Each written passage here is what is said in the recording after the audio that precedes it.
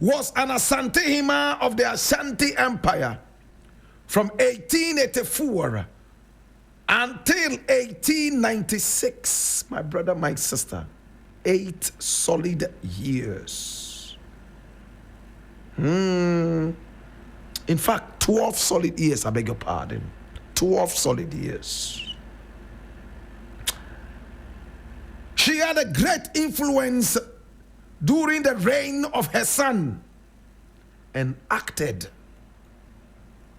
in powerful responsibilities, my brother, my sister, as the de facto co-regent of Asantehemaa. Oh. I see students interested in this story. Please sit down, students. Sit down.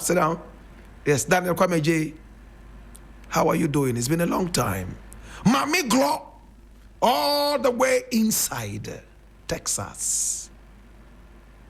Good afternoon to you. And to everybody in the class, please pay attention. This class will last only 6 minutes. And I need you to open your ears and listen with rapt attention.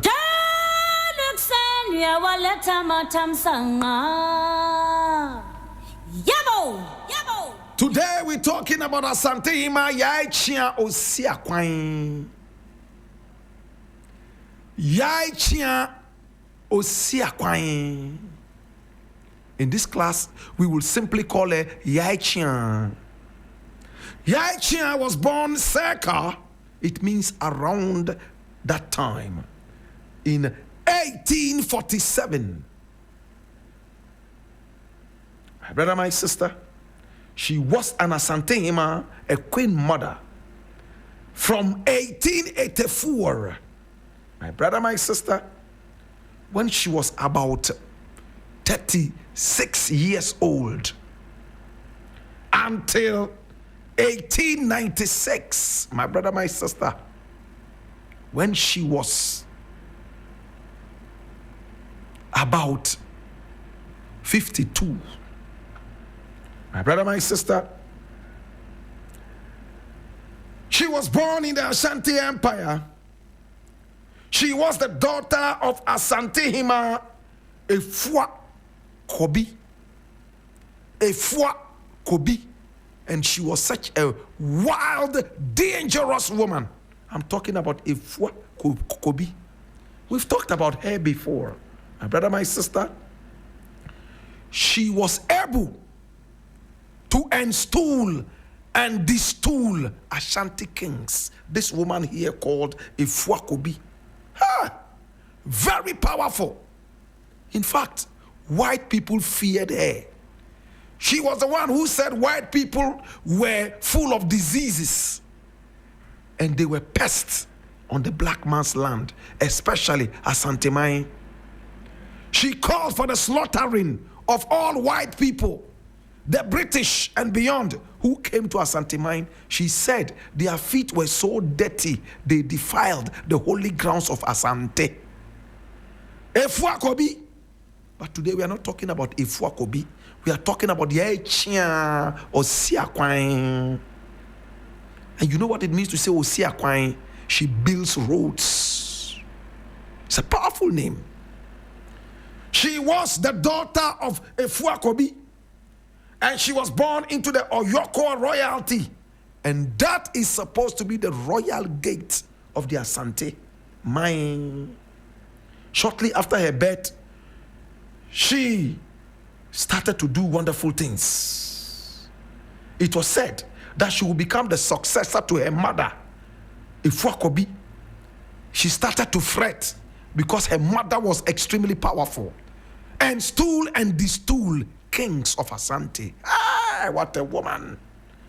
And her mother chose any man that she wanted.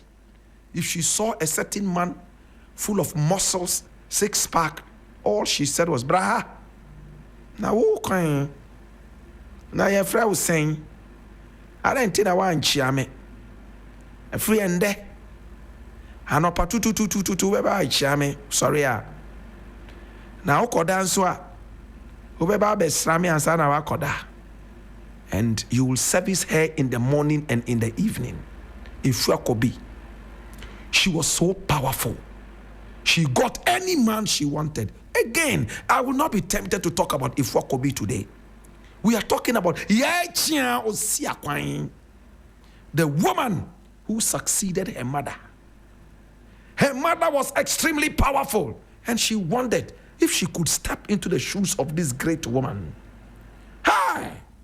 Now she went ahead to marry Kweku Jambibi, who served as an advisor to the Queen Mother. Did you listen?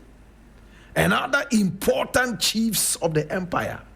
Now, during their marriage, Yaa Akyea, our heroine for today, had 13 children. 13. She was so fertile. Remember, in those days, there was nothing like doggy style. It was all missionary. Hallelujah. You know what it means to say missionary, right? Okay. Whose hand is up? You expect that I'll tell you what missionary is? Those who know what missionary is, tell him what missionary is after the class. Eh? Who is that? Okay. Please pay attention. Okay? This is the African history class.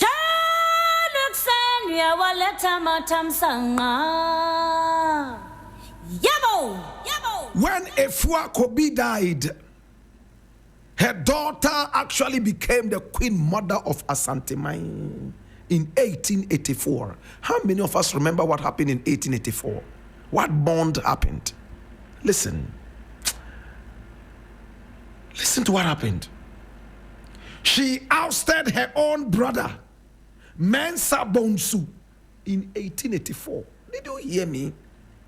And Mensa Bonsu was the 10th king of the Ashanti Empire, who ruled from 1874 until he was forced into abdication,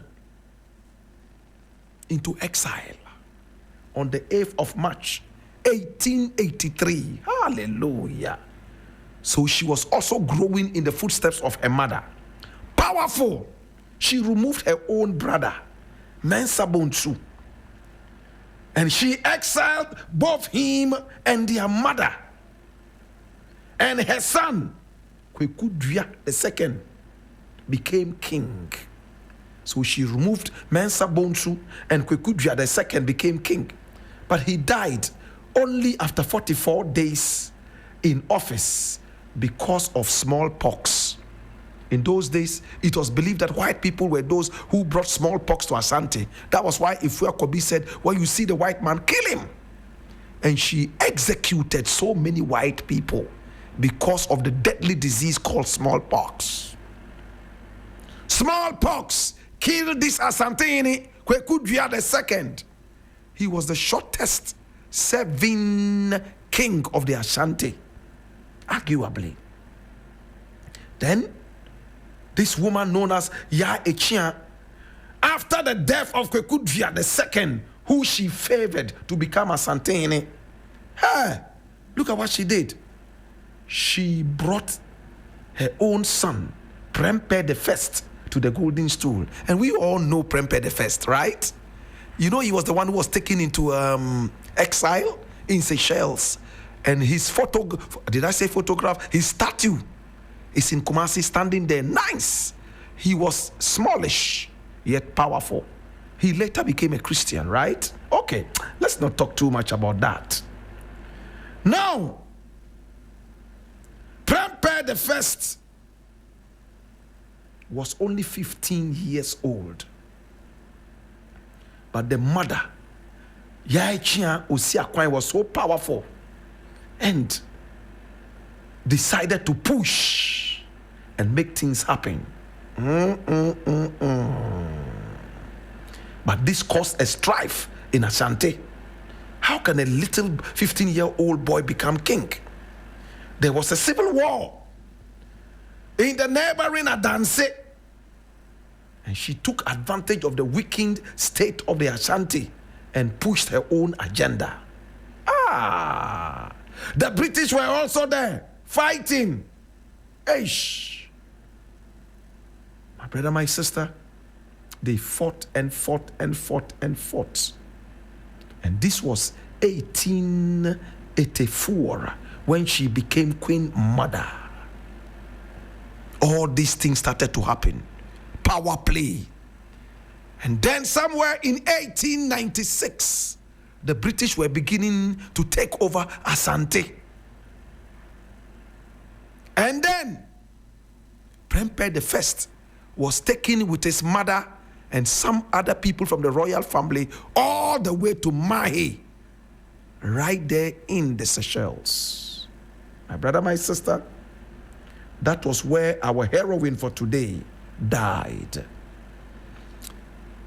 Asantehemaa Yaa Akyea Oyiakwan died in Seychelles along with her son and other chiefs. They arrived there in pomp and pageantry.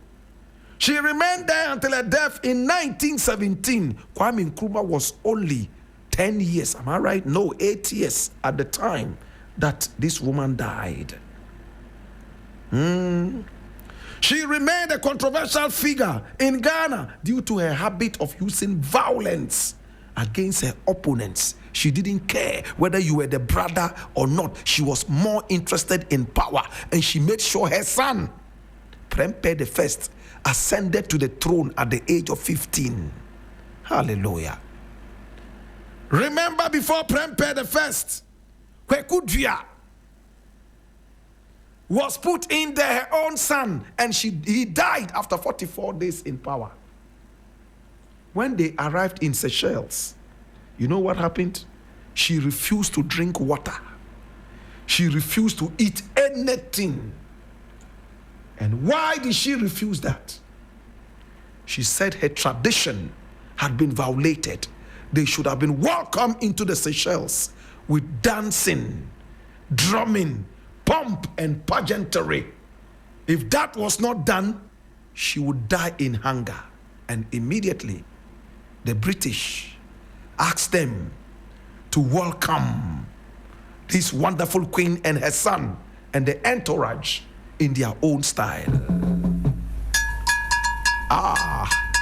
Oko, Baba, Boko. No.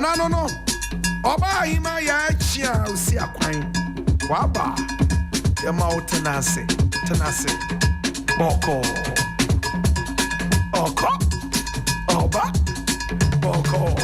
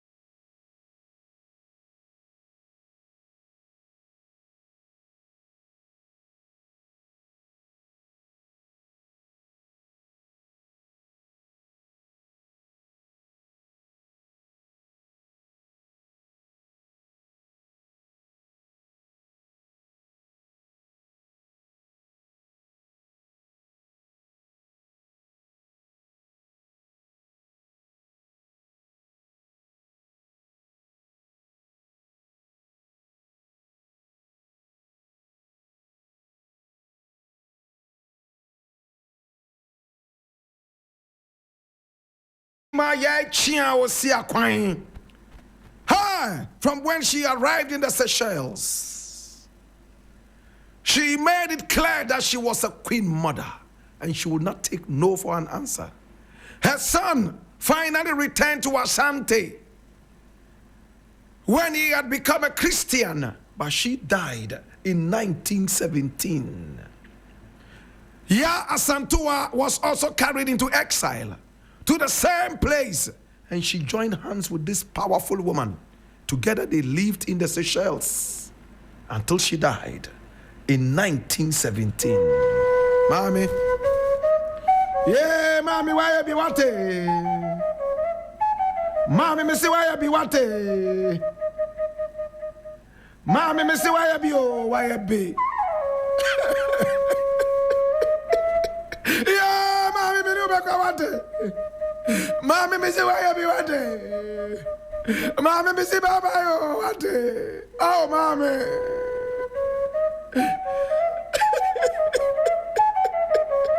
Yeah, mommy, me no back oh. Me no back what?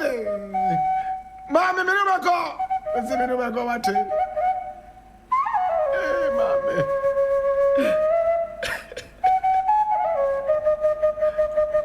Oh, mommy.